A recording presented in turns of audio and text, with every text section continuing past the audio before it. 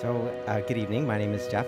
I want to acknowledge the unceded territory of the Squamish, Musqueam, and Tsay Nations. And then I also want to acknowledge the territory where I get to be part of the healthcare team in, this is good, I get lots of extra time. Oh, no, sorry. In Kwadacha and Tsay. So Kwadacha and Tsay are about 570 kilometers north of Prince George. I'm not an Indigenous person, and over the last 15 years that I've been able to be part of providing healthcare, I've made a ton of mistakes, and I like to think that I learned from my mistakes, and so that's what I want to share with you tonight. So this is actually a picture of my family. This picture was taken at a place called Jack Lake, not quite as famous as Jericho Beach, but it's a small lake in northern BC, and this is taken at Tsay week in September. I'm a family doc, a merge doc, and I've worked in healthcare leadership as well, but I think my most precious part is being a dad. I was visiting an elder in Tsay a couple of months ago, doing a home visit, and I saw this on the wall, and you may have seen this before. It was on the wall of the kitchen, and it says a First Nations perspective on health and wellness. And so my hope is, what would it look like if we all tried to understand what some of the things are on that list? And I'll tell you a few stories. Because I think if we can get to the place of asking those questions and really trying to understand, what does wisdom look like, or what does family look like, or what does our environment look like? Well, I wish I could tell you about how long I spend trying to think of what tests to order and how to understand people, but quite frankly, that's really what matters. So this is George. So George lives in a small cabin about 4 kilometers outside of Kwadacha. His home, there's no water, there's no power, and he's lived there for a long time. And so I remember sitting with him one day, and I said, "Hey, George," and it had been a really cold winter, and it had been cold for a long time, and I said, "Do you have enough wood?" And he said, "Oh, yeah, I got lots of wood." And I said, "Well, how much wood do you have?" And he said, "Oh, I got like 1 or 2 days worth." And I thought about that, and I thought, he's an expert bushman. He's never frozen to death. He's lived in the bush his whole life. But 1 or 2 days was enough.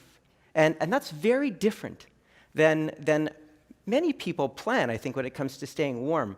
But he is an expert. He is wise. When he gets up in the morning, he doesn't look at his Apple Watch to see what temperature it is. He just understands it. So that's George. And so think about George. George is wise. But imagine planning, asking George if he has enough medications to last him, or if you're doing consent for surgery, or end of life, because his planning is very different. This is Dwayne. So if you live in a really small place, getting referred to a specialist is really challenging. You might see your doc who might come up once a month, and they would fax a referral letter, which may not get there because the phone lines don't work, and then the specialist would call patient travel, and patient travel would call the clinic, and the clinic would give the paper to the patient, and then the plane might not come that day. And so he was trying to get into a urologist for close to 5 years, and it just wasn't working. And so I was chatting with Dwayne, and I said, "How's it going?" And he said, "Oh, I just killed this sheep." And I said, "Okay, well, tell me." And he said, "Well, I was hunting in my truck, and we were moose hunting. And he said, I just had a lunch in a little pack, and I looked up in the hills, and I saw this sheep. And he said, I had to get this sheep." So he told me the story about how over 2 days he went up into the alpine, and he stalked the sheep, and he killed the sheep, and he brought it. And he said, the most annoying thing was, as I was walking down, all of the bush was pushing through, and he points down his feet, and he said, through my Crocs that I was wearing.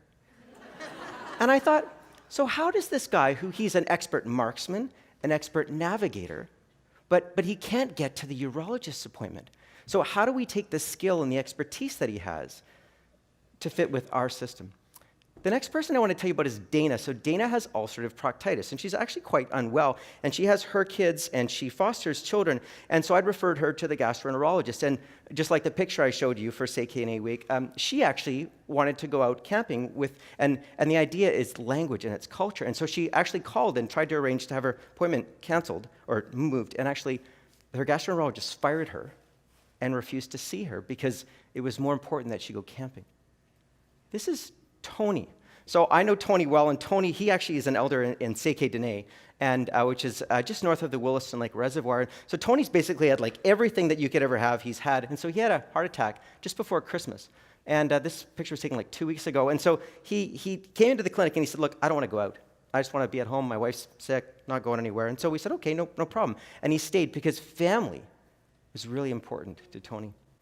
And lastly, I want to tell you about Billy. So Billy's another elder in Tsay, and he has some dementia, but he's also quite suspicious. And one of the things, part of that is is reasonable because where Billy lives, so his traditional territory was flooded when the Peace River was flooded back in the late 60s. And so the land that his people used for millennia is gone. And so he is suspicious. And so when we talk about starting insulin, it's a very different discussion. And one of the things that happened with Billy is he'd come into the waiting room and he would stay like 3 minutes and then leave. So finally, 5 years later, I said, what's up? Like, I'm trying to understand this. And so he said, well, I went to the residential school at LeJac in Fraser Lake. And he said, when I was a kid, in the middle of the night, in the middle of winter, they would get us all up in our pajamas, whether we had to go pee or not, and make us all stand in a line to go to the outhouse. And he said, this room, it reminds me of that, and I don't want to be here. And so I was so nervous. Actually, this is a different elder. I don't have a picture of Billy, but when I went to ask him if I could tell him this story, I was so nervous because I thought, oh my gosh, what are you going to say? And he said, yeah, that's no problem. First he said, are you leaving? And I said, no, I'm not leaving. And he said, well, will you tell them about residential school? So I've told you about Dene and Dwayne and Tony and George and about their wisdom and their expert navigation and their perspective of family and how they plan.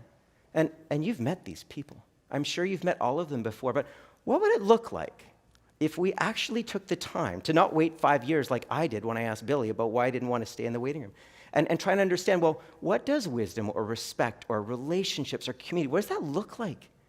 And not only will that change and allow us to partner with people in a better way, not just with Indigenous people, but with all people.